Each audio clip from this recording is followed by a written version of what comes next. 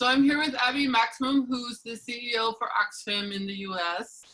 And I have been looking forward to this for quite some time. I love the work that Oxfam does from the time that I was in the field myself, watching Oxfam do their work in Central America during the very difficult, well, they're difficult now, but in the 80s and 90s. I was so impressed with Oxfam's work. And also your, in our conversations, I've enjoyed talking to you, and your reputation as someone that would be good to include has proven to be the case. So I'm so glad that you're here. So to start with, Abby, I wonder if you just tell us a little bit about your background and clue us in how you got to be here. Well, thank you, Lynn, and it's great to connect with those who are interested in our common cause, I think. I have been CEO and president of Oxfam America since just coming on a year and a half, almost 2 years. And my journey here has been one of my life career, as it turned out, but it was never intentional. I didn't know that this would be my life commitment. But really 30 years now of working in the field of international humanitarian relief and development, but increasingly recognizing my own commitment to looking at poverty through the lens of the injustice of poverty. And so obviously overcoming poverty, fighting poverty as a rights-based issue, not just the ends itself of overcoming poverty. And when I've had my moments, these critical incidents in life, when I look back, I didn't know it at the time, but I do have these memories that really struck me that now have become very meaningful. And I recall in seeing photos of the famine in Ethiopia in 1984 and having those moments of wondering, how can that be? I was, on my way to college, and only realizing then that, this kind of starvation can happen at scale. And my journey has led me to see that these are political issues, that there's the politics of poverty and famine and injustice. And after I graduated college, I wanted to do something and do good. And for a series of forks in the road, ended up joining the Peace Corps, working in Southern Africa when apartheid was still strong and when HIV/AIDS was just at its beginning. And seeing again what was happening in Southern Africa through the lens of social justice, as well as the issues of poverty and inequality that were very pervasive there. And so my journey took me working in different parts of the AIDS architecture to post-genocide Rwanda, where I worked with another big NGO, CARE, and had a long career with them, working all over the world on operations and program and overseeing their global operations for several years, and then moving into more of a governance role in Geneva as Deputy Secretary General there prior to me coming to Oxfam. And that really helped me, again, look at the issues about power holders and where power lies in making change happen in policy, in the enabling environment, and looking at issues of social position and those who have influence over decisions that affect people's lives. So when the journey to Oxfam, I had been a lifelong friend of Oxfam. I collaborated with Oxfam everywhere, and Oxfam was always the voice of speaking truth to power and using that voice and being courageous, but building on evidence and deep research. And I really liked that always. And in 2016, after the elections here in the United States, was a pivotal moment, I think, for me, having lived outside of the US for the better part of 25 years, and that feeling like I wanted to use my privilege and my voice and my experience, not just to make change around the world, but to see how I can increase my action and activism here in the US as well.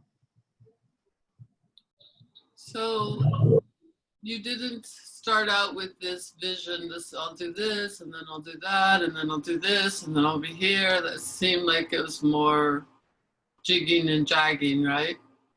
In a way, yes. I mean, I think that first moment, you know, what am I going to do? I wanted good, but didn't know what or how, and felt I had this agency of desire, you know, this high hopes and big ambitions. And really, it was out of failure in that I had applied for a fellowship that my heart was set on, and going the pathway to the Peace Corps was not my first choice, and I was heartbroken. I didn't get the fellowship, and it was a wonderful thing that happened because it opened my world in different ways. And then from there, when I look back, there was sort of a logical evolution of my work. Everything was building on foundations of what I was doing. I started out as a community development and agriculture extension worker.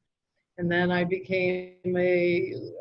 started working in program and project management when I joined CARE in Rwanda, and then overall program and a lot of program and operations and management. And so when you look at the arc of my career and the many roles I've had, it looks very intentional. And rather, I think there was sort of always doing what I loved and learning the hard way when I made some choices when I was younger about following, you know, a role, leaving one role that I loved for one that paid more, but didn't do it for me here. My head and my heart weren't motivated per se. So always kind of working hard, trying to be very present in what I was doing. And that always seemed to lead me to other doors that opened that I didn't necessarily see.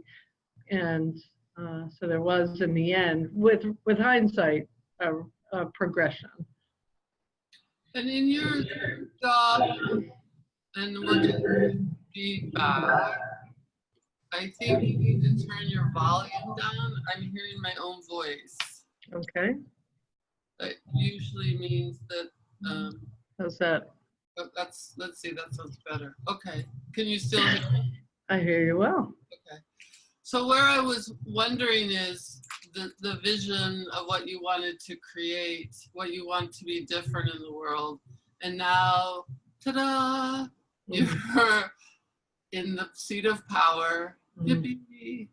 How, you know, what are the struggles or the successes to do what you've had in your mind? Yeah. Well, I think there's something, obviously there's technical issues and technical problems to be solved.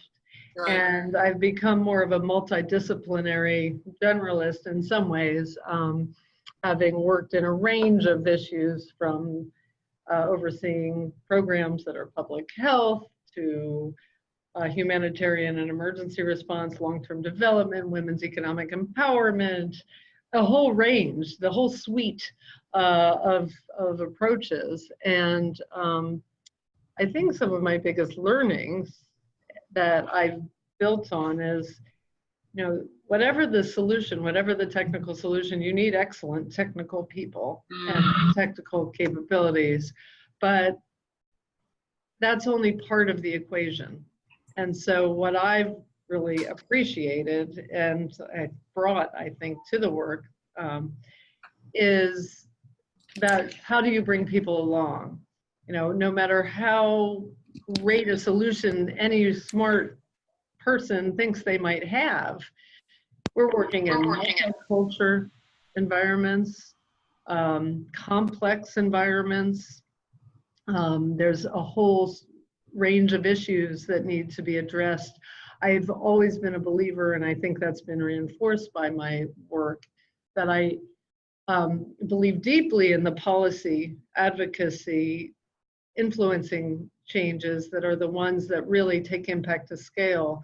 but I personally, professionally, don't think that's enough for how I feel fulfilled. I like to make sure I'm connecting with the individual, and really thinking about their immediate lives as well as looking at the long-term systemic structural solutions, which often are enmeshed with policy issues and other societal issues around power. So that helping save lives in disaster while helping people build better long-term futures for themselves while also tackling that policy framework. For me, that's a real driver and motivator of how change happens. And that, again, has meant almost what felt like this perfect opportunity to come into Oxfam at this time. And so if I'm following, you're talking about how to bring people along at the level of the communities, the people that you're working with, the partners that you're working with. And then there's also the bringing people along with your team that you work with, or the staff, or, you know, Oxfam's also part of a larger confederation. So any, I don't know, tips, or what have you found that works about especially bringing people along that you work daily with? Oh, yeah, because even if I sit here, and I've been very fortunate for more than, I don't know, right, the past 15 years to be in positions of leadership, whether it's leading country programs in Haiti or Ethiopia, with big teams and in a national context, a lot of authority.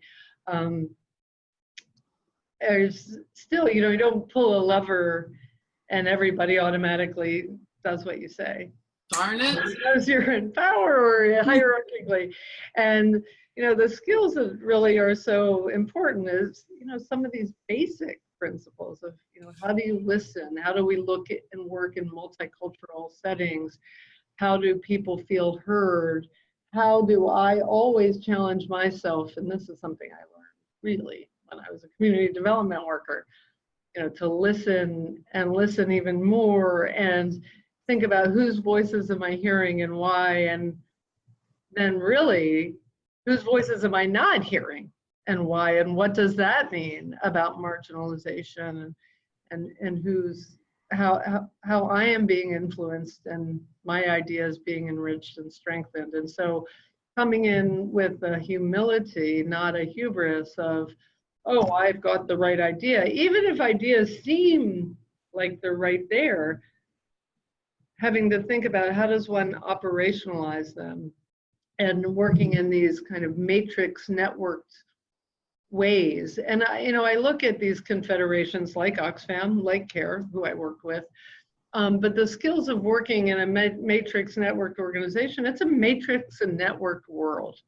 And it is about making sure you're reaching across and seeking to understand and challenge one's own assumptions and being respectful and coming in with the philosophy that's more like an assertive inquiry of, I know I have some ideas and I know you can help make them better or challenge and test them, not I know I have the best idea and I'm going to prove it to you. It's one thing you're the country director for Ethiopia or Haiti, and you're trying to listen to everybody. And then it's another when you're an executive, and often, and I don't know Oxfam culture, it becomes harder for people to tell you what they think. Oh. So has that been your experience? And then how do you, because I hear you want to hear and wholeheartedly. So how do you, I don't know what the word, I want to say circumvent, but that's not the word that I want. Do you know what I mean? I do. How do you get people to challenge you? Yeah. Disagree. Yes. Yeah. And I do think, I think about even in leadership roles in country director in Ethiopia and Haiti, some of the multicultural hierarchical dynamics are very strong. And so that getting yesed a lot is always something to be mindful of. You know, this is about power and hierarchy in the workplace. The issues of power are everywhere. And that's something that is a real kind of something to be mindful of always. And today, it's a good question, because I think of Oxfam people, they're activists and advocates and passionate and fueled by righting the wrongs, really fighting the injustice of poverty that is not okay. And yet, even in a workplace, you can feel the deferential, how do I create a safe space for people to be who they are, to bring their best selves to work every day, so that we can get the best ideas out of everyone. And I'm sure, I'm failing every day, and that I'm sure there's people who are modifying how they speak because of my role, what they say or how they say it. And so it's a long-term building trust, building relationships, creating safe spaces, living our values. This is a lot of jargon, but it's a suite of ways of modeling behaviors consistent with my own values and beliefs in everything I do. So I come into a new organization, and people give you capital, if you will. They're excited to have you or have me.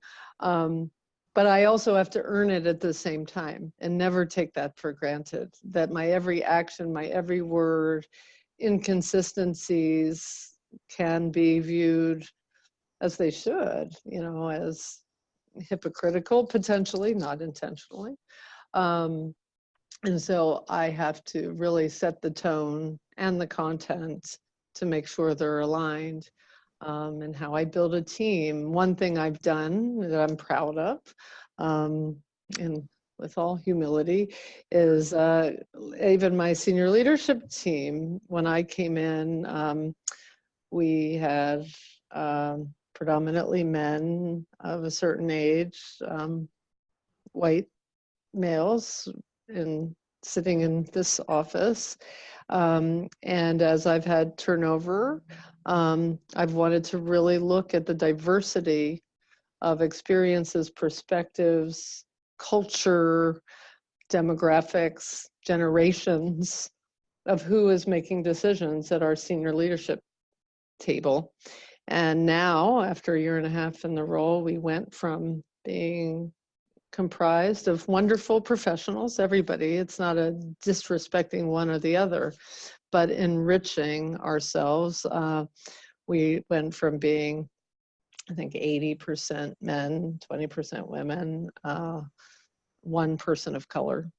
And that was about it on the diversity, to being 75% women, 50% people of color, other LGBTQ, other diversity, different generations. I have 4, 30s, 40s, 50s, spanning 4 generations of perspectives, of experiences, and of views on my team, which I think are very important and representative of the world we're in.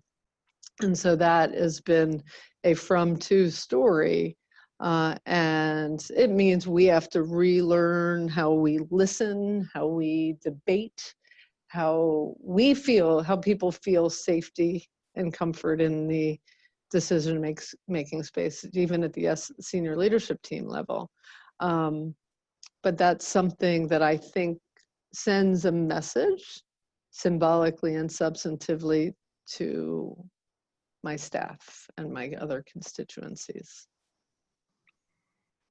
So what is impressing me, or what I'm noticing, is how very intentional you are. You spoke about the technical, like where you want Oxfam to be, and how you want to be working with the communities. And then there's a very intentionality about, how you're going to be, what you're trying to do as you, as the CEO. Mm-hmm. And You didn't say this, but I'm envisioning that you are self-reflective. You're thinking about, how am I doing? Who's around me? Am I modeling what I want to model? It sounds like a lot of work, and I'm guessing that it's probably second nature for you. Would that be a true statement, or am I putting you up on a pedestal? Maybe it's all of the above. Definitely. But it strikes me two things. One, some of my team, I think, hopefully because of safety and comfort, will laugh that I use the word intentional a lot, and I use the word journey a lot, because I do believe there's kind of a continuous arc of movement, of what we do and how we do it and how change happens. So I do try to be very intentional, not in a way that cripples, every step, but I like to, when I can, make informed decisions. And if in an emergency context, of course, I will lead from the front and make decisions as informed as I can, depending on the circumstances. And seeing how we move the bar and make change. I think these pendulum swings, binary, black, white, good, bad, right, wrong. I mean, there's right and wrong in terms of ethics and morals and doing the right thing. But otherwise, if we had found the silver bullet to ending poverty and to assuring a just world, it would have there's enough smart people in the world that we would have made it happen. It's about how we all work together in that suite of together. It is, I could get somewhere and find myself all by myself. And then what does that do? That's nothing, actually. That's a hollow progress and hollow victory.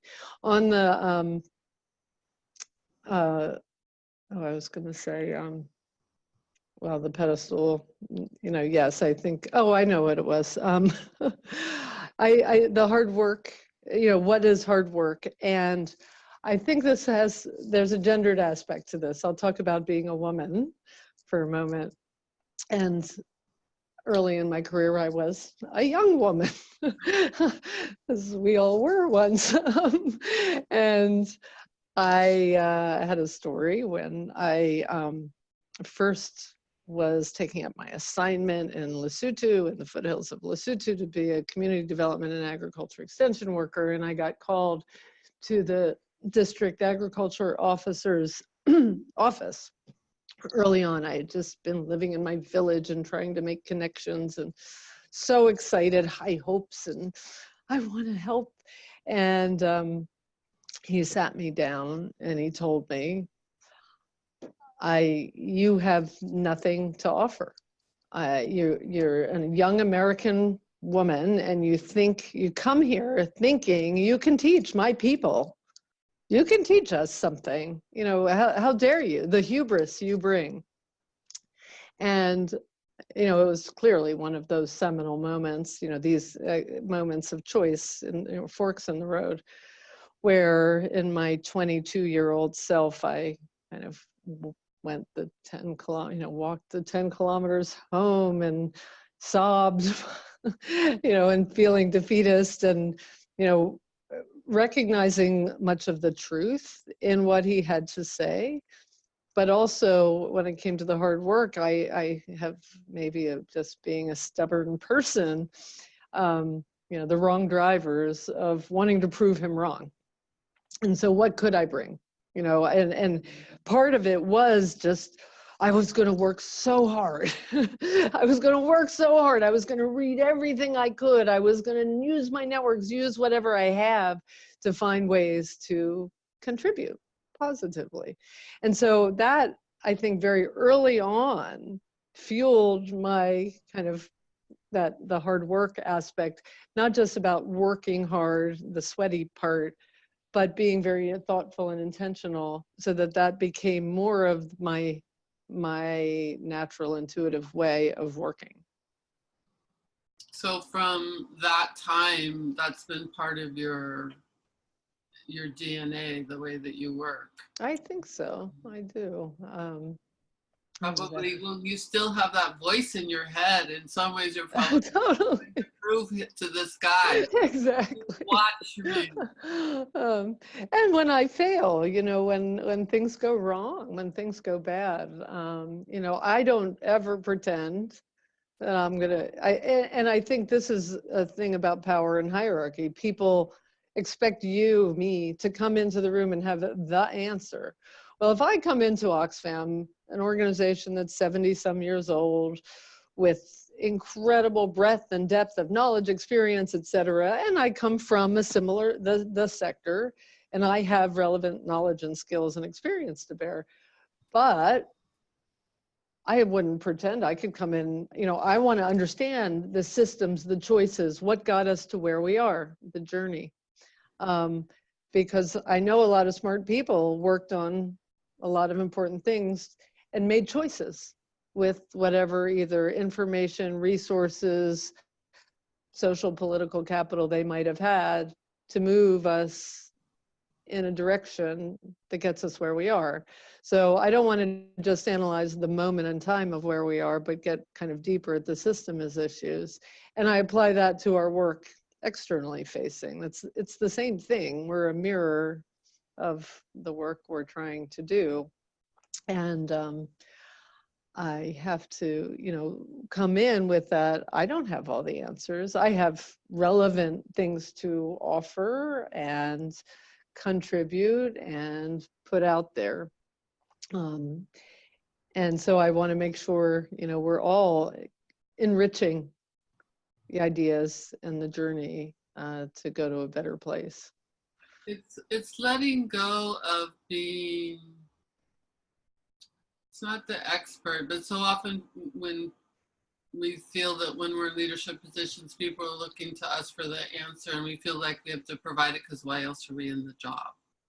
Right. Or they're expecting it, or as so it's letting, again, coming back to what you were talking about earlier, humility. There's humility in that, and being able to wait and listen.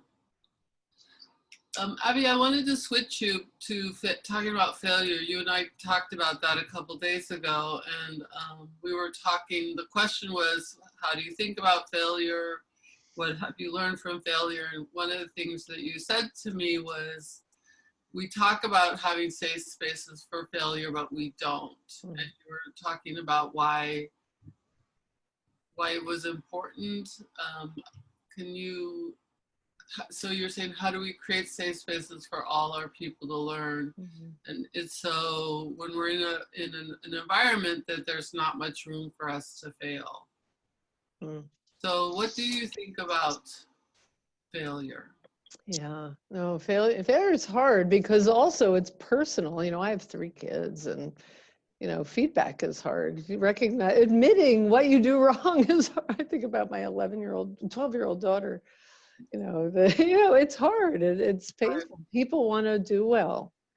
They want to be their best. I want to do well. I want to please. I want to be liked. You know, all these things that push you and pull you in all sorts of directions. So setting out to do something and it not going the way you would want it to, you know, doesn't always feel good. So there's that self.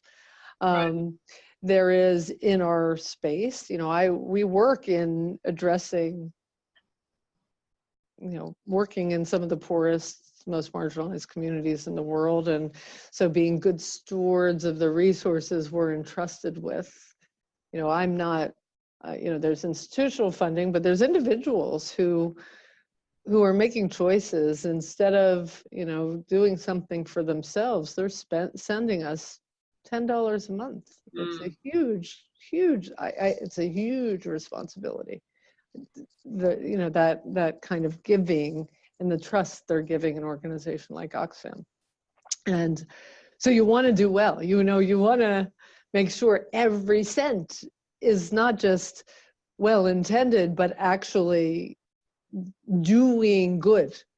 And so there's some inherent tensions in that regard of, well, experimenting, learning. I believe that failure is only failure if you don't learn from it, if you don't actively apply the learning from what happened, because you don't set out to fail.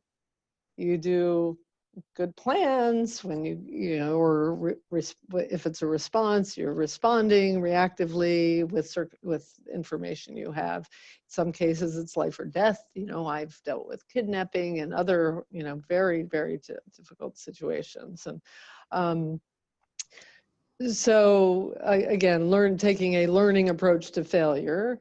I mean, there are some things in the aid architecture, if you will, that I think are truly disincentives to failure, because some of these big, you know, requests for proposals, big competitive bids, which healthy competition's good, but you know, when there's Oxfam doesn't accept U.S. government funding, but having worked in the space with U.S. government funding, there's, you know, giant grants being competed, and you win or you lose, and that could be it in terms of, you know, what the financial health and therefore the other generative things that come with having resources, you know, are changed. And so I have had a situation where, you know, competing for it was nearly $100 million, $94 million multi-year program, where I was leading and making choices about partnering with another organization, and knew that my organization had real strengths and great things to offer.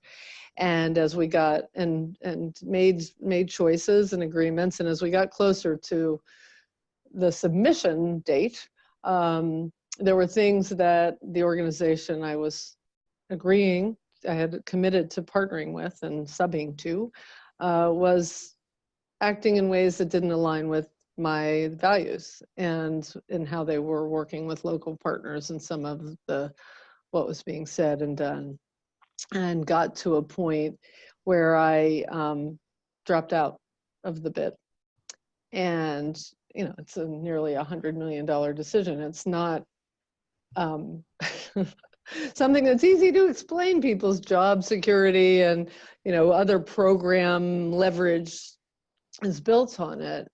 But I couldn't in good faith continue working in that. And in fact, probably, you know, I like to think right would have been done, that had we even stayed in, it would have felt wrong because of some of those behaviors. But making those choices are very difficult. Some people are not that sympathetic to, well, I was doing the right thing, and following my values. I wasn't gonna compromise, and you know, it's like heartstrike. Okay, you know, I think making sure, you know, I look back at that learning and think about moments in the lead up.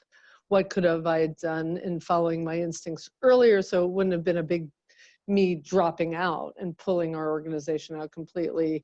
You know, maybe I should have seen some of the writing on the wall earlier, so I could have made a bid myself, knowing that I could end up. Anyway, looking back, how do you fail gracefully? How do you make sure people understand why, the underlying principles of why decisions are made, be open to learning from them, and keep moving and bring your best ideas? And the real thing is getting up and trying again and keeping moving even after bad things happen. And I think that's the real test of when you're under fire or when things go badly, what kind of leader you are. And I think it's very important. You know, I could be kind-hearted but tough-minded, and I think that combination is really important to my own and one's effectiveness. People will, in the long view, respect you, and that's the most important thing. So when it seems like there's so much layers to failure, or maybe it's a continuum. I mean, there's the failure of, you know, somebody's been kidnapped and, you know, that's a high cost to mess that up.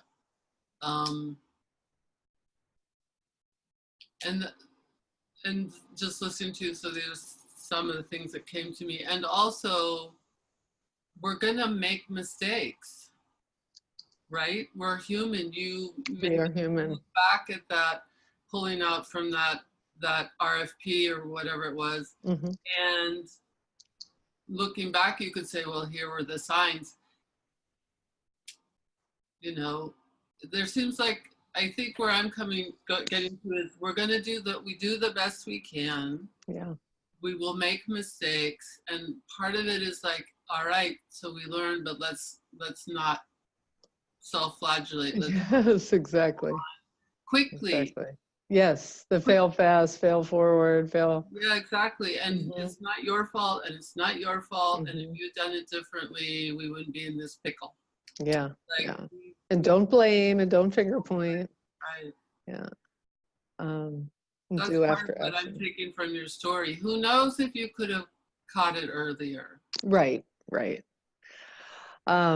You know, and I think some mechanisms such as doing after action reviews, not too long after a crisis or a situation happens. I've done many of all kinds, be it in response to a natural disaster or a kidnapping, or in the case of what Oxfam has gone through, you know, in the past year and a half, when things surfaced in the media last February about events from Haiti in 2011 and what that meant to the organization around sexual misconduct and living our values. You know, it really did. That too was a very jarring event for my staff, for our work. And even then, making sure we did an after action review about our response, not just about everything that was going on, but my leadership, our crisis management team. How did we mobilize to respond in a values-driven way, fundamentally, to come together to respond to something that we hadn't expected, that was really rocking not just the organization, but the sector? And how did we want to lead through it, and making it a we thing, not an I thing, though the commitment to learning about that so that you can course correct and make changes and hopefully get feedback that I look in the mirror and can say, oh, you know, the intent of what I did versus the impact of what happened. If there's a disconnect, you know, intent is one thing, but I have to be self-aware enough about the impact I'm having on others at a moment in time. Which is, that to me is so critical, being self-aware. What's the impact that I'm having? What was my intention? What's the gap? And there's you talk about humility, and also the other things that I'm hearing throughout this conversation is courage. Courage to look at what's happening, courage to be self-reflective, courage to slow down, and discipline. It takes discipline to not just rush to decisions, not just, you know, move to where you want to go, not follow your gut because it feels good. Those are three: courage, humility, and discipline. I'm hearing in what you're saying. And I also do not want to skip over, there's so many things I would want to talk to you about. And I don't want to skip over talking about women in leadership. You know, I don't know, you and I touched briefly about feminist leadership. So I don't know if you'd like to go there, or you'd be more interested in talking about, you know, what you hope, what you've learned being a woman leader, or what advice you would have for women coming up. So any of those, I would love to hear from you. Well, I can kind of riff off of those a little bit, I guess. Well, what I've learned, I'm still learning. You know, every day. That's a real gift. I feel very privileged, and that, you know, I'm 30 some years into my career, and I love it. I am just as, you know, like youthful about, you know, enthusiastic about what I do, what I can learn. You know, there's never a day that goes by where I would ever look at the clock and think, oh, when's it going to end? It's more of, oh my gosh, where did the time go? Because every interaction I can learn, every interaction from someone who brings a new idea, or even about my own reaction to something. Like, why am I feeling irritated by that? Why did I react that way? There's nothing we can't learn from. So I'm so glad and feel very fortunate that I'm stimulated in that learning way. I think that kind of leads to that advice, I guess, I have is, be open to learning. It's okay. None of us have to know everything. Even if we might think we know, even if we know, how bring your open self, with purpose and intent and awareness to every interaction, because it will never be boring that way. It will always mean you could look at something from a different angle, even if you end up in the same place. Keeps you nimble. I'd say something about patience and power. Patience in that, I am so privileged to work with so many incredibly smart people who've got great ideas and they want fast solutions. And they are right, probably, most often, not all the time, or I can't even say most of the time, but that sense of, I want the sense of urgency, but still making sure you're sense checking your own ideas, or enriching yours with others, or listening to others, or slowing down, not because I want to be slow and bureaucratic, but really, sometimes the real test of ideas or approaches are in the marathon, not the sprint. And, it's great to kind of be generative in ideas and innovation, but they might even work at the beginning, but if you take a long view, they might not stick. And so there's something about being kind of patient about the passion you bring, and that, being right versus being effective. And I think how one's effective is actually bringing more people and approaches that work, that either take impact to a new scale or that last. And so there's something about patience. And on power, I'd say, and this is when I look back at sitting with the district agriculture officer and hearing, I think I gave away all my power in a way. I gave it all to him just by sitting at the desk. I could imagine a caricature of me at the desk on the other side of his desk, and the desk feeling huge and him feeling big, and his words having such huge impact on me. And it turned out good, and I learned a lot. But I look at many other experiences, even showing up as a new CEO in an organization and, replacing an incredible person who'd been in the role for 22 years and was revered.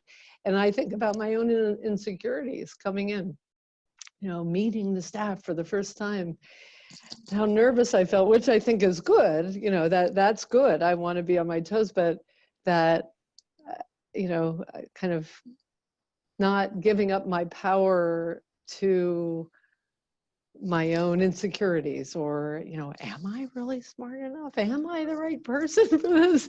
And I think about that as I've been very lucky that I've gotten lots of promotions throughout my career.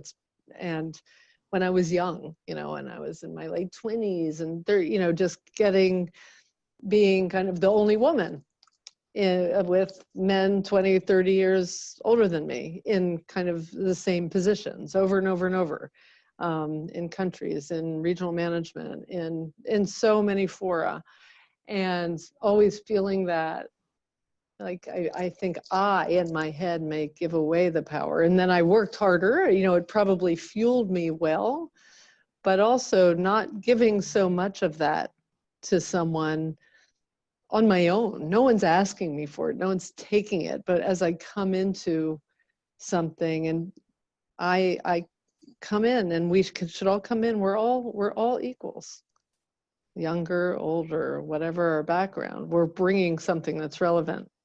And now I look back and I think, I wonder if I could have saved energy and applied some of the energy I may have given up by taking things so seriously, taking that weight here. So it's hard to explain. I hope that's making sense. Well, I actually, it makes sense to me, and the whole discussion about the, what the power that we give up, not owning it for ourselves. Sometimes the situation has us give it up. This the external, internal. What's happening here, what's happening there. I think that's so important. It's so important to think of it that way, as power. And where are we selling out on ourselves in our own minds and our own ways of being? So it makes sense to me. I'm so glad that we talked about that, because I think it's going to be important for people to hear that.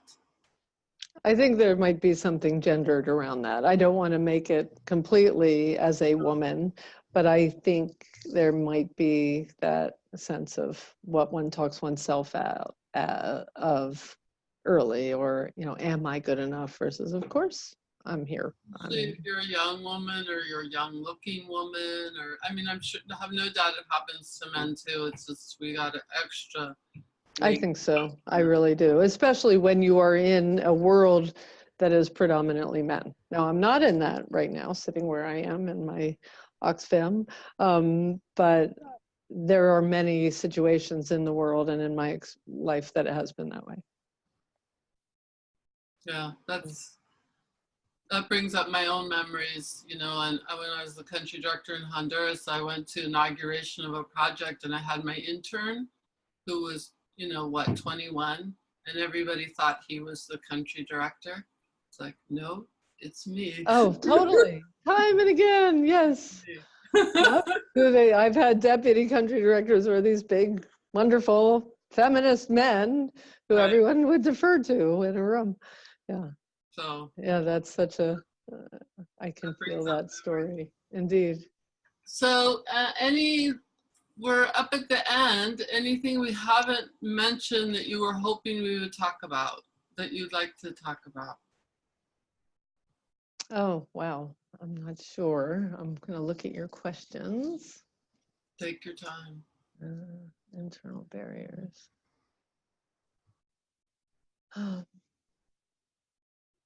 No, I think we probably have touched on a lot of them in different ways.